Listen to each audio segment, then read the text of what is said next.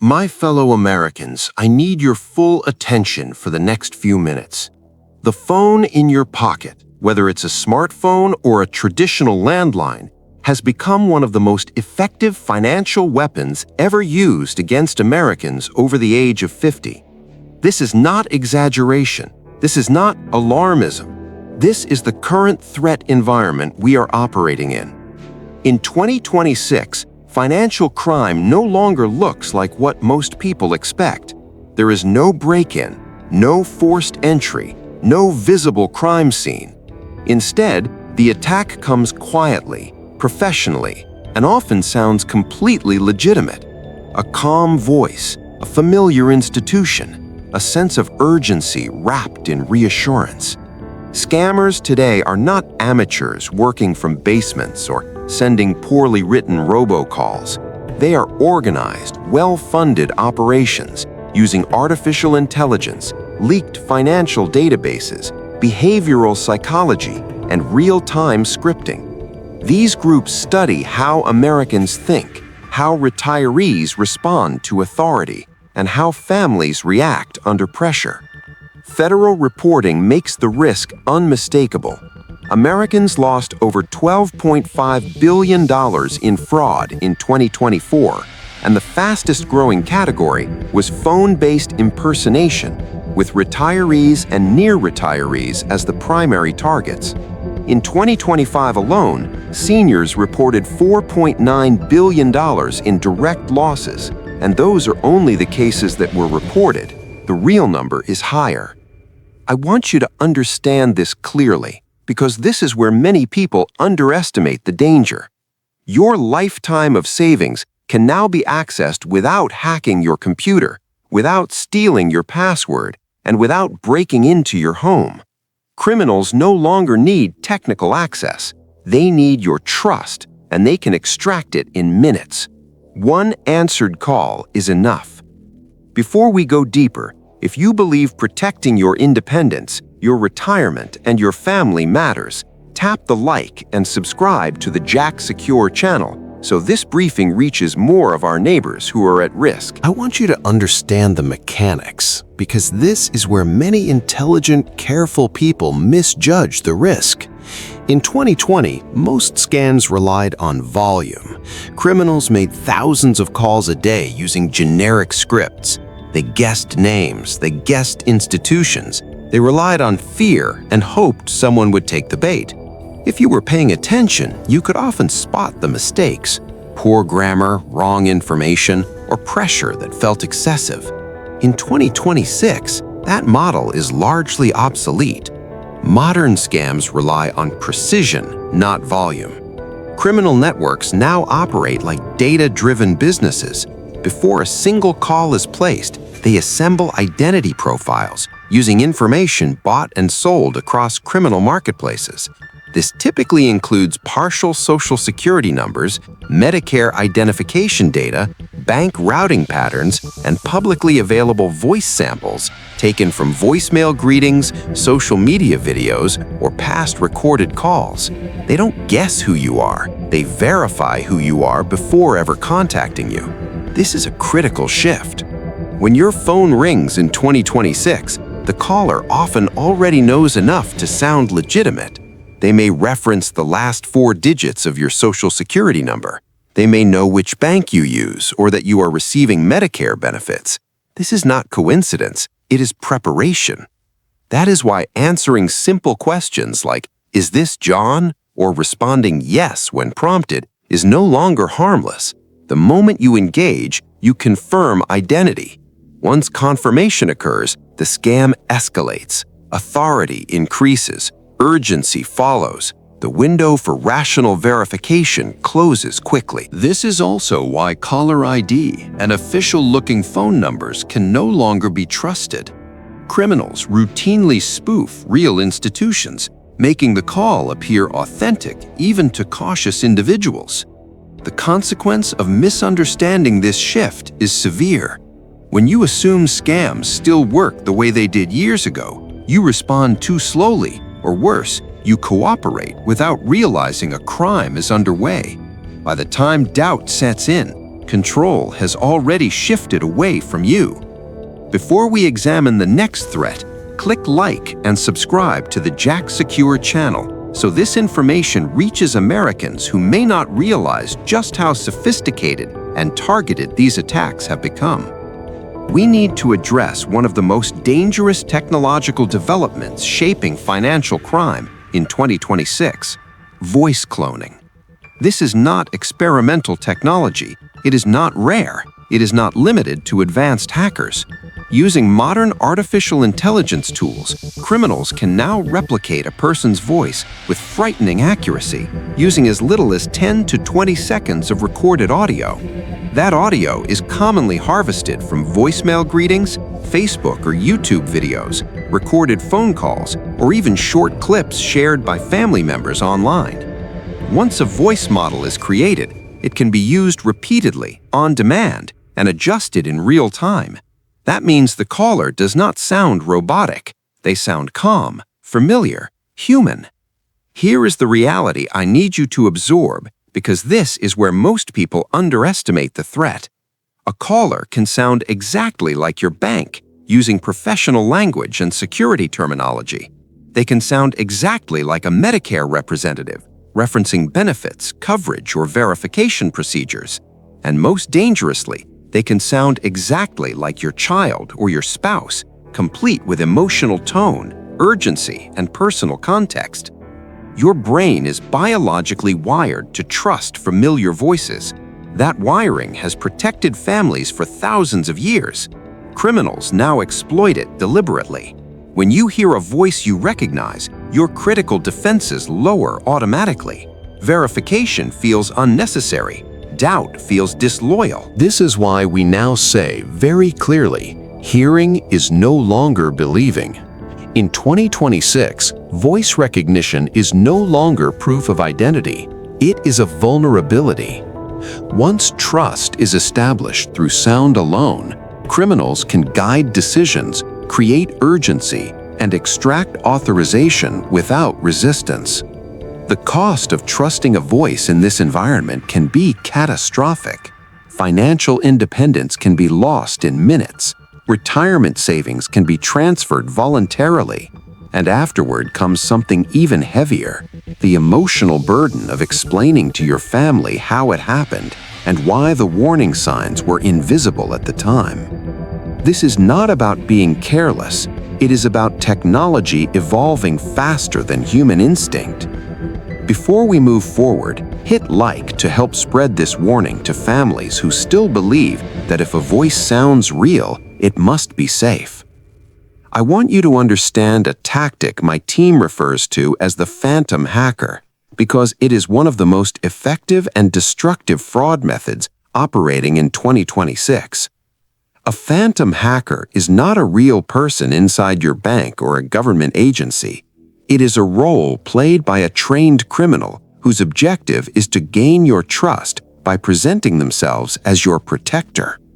These criminals commonly pose as bank fraud or security departments, federal investigators or cybercrime units, IRS or Medicare enforcement officials. The call often begins calmly. You're told there has been suspicious activity, unauthorized access, or a pending investigation. Importantly, the caller positions themselves on your side.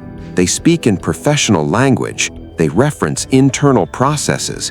They assure you that they are there to help prevent damage. In 2026, this tactic frequently escalates into what is known as a digital arrest scam. Victims are told their accounts, benefits, or personal identity have been linked to illegal activity. They may be warned that failure to cooperate could result in frozen assets, benefit suspension, or even arrest. No physical arrest occurs, but the fear is real, and it is deliberately engineered. Here is the psychological logic they use, and it is highly effective. Authority creates obedience.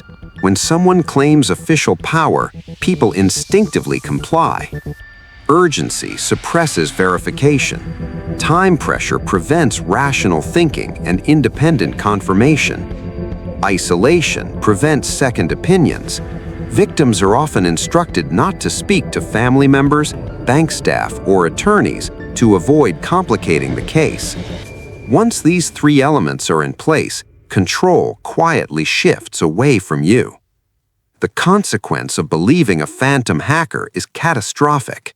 Victims are manipulated into authorizing the transfer of their own money, sometimes into so-called secure or temporary accounts. Because the transactions are voluntarily approved, banks are often unable to reverse them.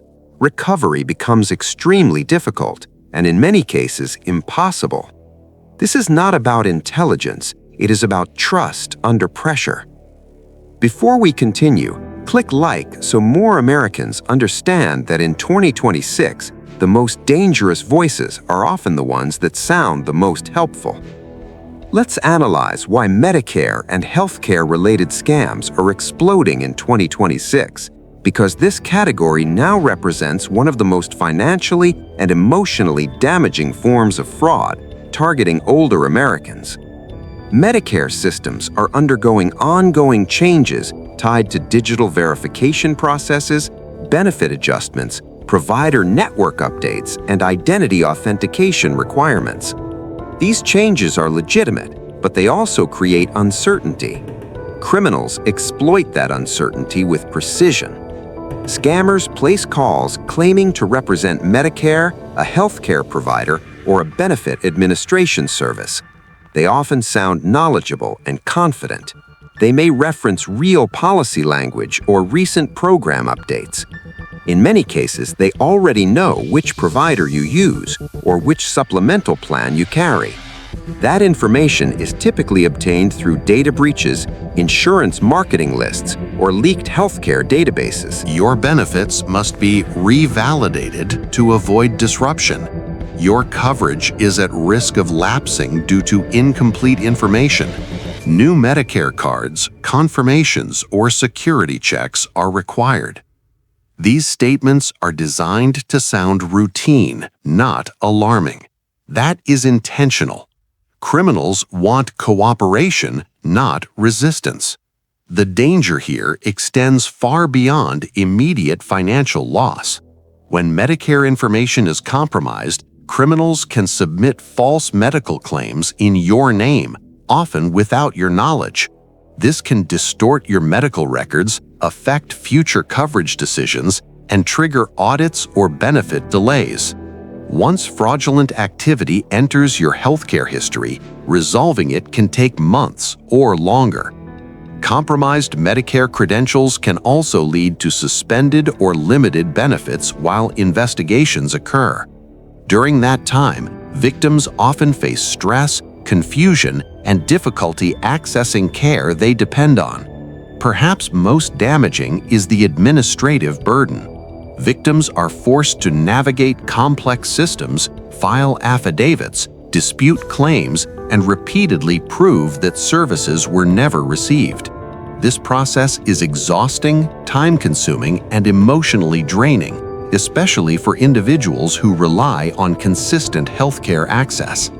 This is why Medicare fraud is not just a financial crime, it is a quality of life crime. Before we examine the next layer of risk, tap like to help protect Americans who rely on Medicare and may not realize how aggressively and professionally it is being targeted in 2026. I want to be very clear here, because this is where shame and misunderstanding often prevent people from recognizing danger early. Victims of modern financial scams are not careless, they are targeted. These crimes succeed not because someone lacks intelligence, but because criminals deliberately exploit strength that responsible adults have spent a lifetime developing. Modern scams are engineered around three core human values. The first is responsibility toward family. Criminals know that many Americans over 45 see themselves as protectors of spouses, children, and even grandchildren. When a caller implies that inaction could harm loved ones, that sense of duty activates immediately. The second is fear of being a burden. Many people work hard to remain independent and avoid causing stress or trouble for their families. Scammers exploit this by framing the problem as something that must be handled quietly, quickly, and alone. The third is the desire to fix the problem without involving others. This instinct is deeply ingrained. When something appears urgent and solvable, many people believe they are being responsible by addressing it themselves. Criminals intentionally reinforce these instincts by discouraging communication. Victims are often told not to contact family members, banks, or advisors because it could complicate the investigation or delay protection. That instruction is not accidental. Silence is what completes the crime. Once isolation sets in, doubt has nowhere to go. Questions remain unspoken. Verification never occurs. At that point, even cautious individuals can be guided step by step into authorizing actions they would never take under normal circumstances. The consequences extend far beyond money. Victims often experience a loss of confidence in their own judgment. Independence can feel shaken. Trust, both in institutions and in oneself, erodes. The emotional toll can linger long after the financial issue is resolved, affecting relationships and peace of mind. This is why it is so important to remove stigma from these conversations. Awareness is protection. Talking openly is strength. Before we continue, hit like so this message reaches Americans who still believe scams only happen to other people and not to thoughtful, responsible individuals like themselves. Many Americans still rely on safety rules that serve them well for years. These habits were effective in an earlier era of fraud, and they are understandable. Common beliefs include, I didn't give my password, I didn't click a link, or the phone number looked official. In 2026, those rules are no longer sufficient. Modern financial fraud has evolved beyond technical shortcuts and malware. Criminals have learned that breaking into systems is harder than influencing human judgment. As a result, fraud now bypasses technology entirely and targets decision-making directly. This is a critical shift. In the past, avoiding suspicious links or protecting passwords created a meaningful barrier. Today, scammers often do not need your login credentials at all. They persuade victims to authorize transactions themselves, believing they're protecting their accounts or complying with official instructions. From a technical standpoint, nothing appears wrong because the system believes the rightful owner approved the action. This is why caller ID and official-looking numbers no longer offer protection. Phone numbers can be spoofed easily, making calls appear to come from real banks, government agencies, or healthcare providers. Visual confirmation no longer equals authenticity. The real vulnerability in 2026 is not your device. It is trust under pressure. When urgency is introduced, the brain prioritizes action over analysis. When authority is implied, skepticism decreases. When isolation is encouraged, verification disappears. None of this requires advanced hacking, only a deep understanding of human behavior. Failing to update your understanding of these tactics carries serious consequences. A single mistake can affect retirement accounts, credit histories, healthcare benefits, and long-term financial independence. The impact often extends beyond the individual, placing emotional and financial strain on spouses, children, and extended family members. This is why security in 2026 requires a mental shift. Protection now depends less on technical knowledge and more on disciplined decision-making, especially under pressure. Before we move to final protections, click like so our community grows stronger, better informed, and less vulnerable to tactics that no longer play by the old rules. My fellow Americans, let me leave you with 3 clear briefing points. These are not suggestions. They are defensive standards for the environment we now live in. Briefing point 1. Never act on inbound calls, ever. If a call claims urgency, authority, or risk, your response should be the same every time. Hang up. Do not argue. Do not explain. Independently verify using phone numbers you already trust, not the ones provided to you. Legitimate institutions will never penalize you for verifying. Criminals rely on the fact that you do not. Briefing point 2. Assume all voices can be cloned. In 2026, voice recognition is no longer proof of identity. Familiar tone, emotion, and urgency can now be artificially generated. Verification is no longer optional, it is mandatory. This applies to banks, government agencies, healthcare providers, and even family members.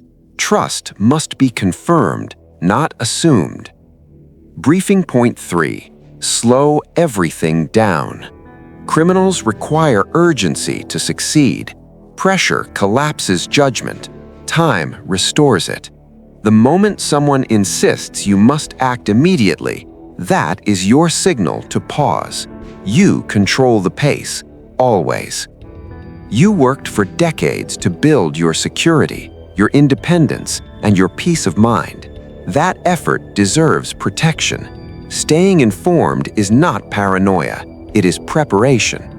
If you believe in this mission, protecting Americans through education and clarity, subscribe to Jack Secure. This channel exists for one purpose: defense, not entertainment, not hype, protection.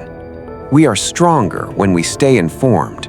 We are safer when we look out for one another.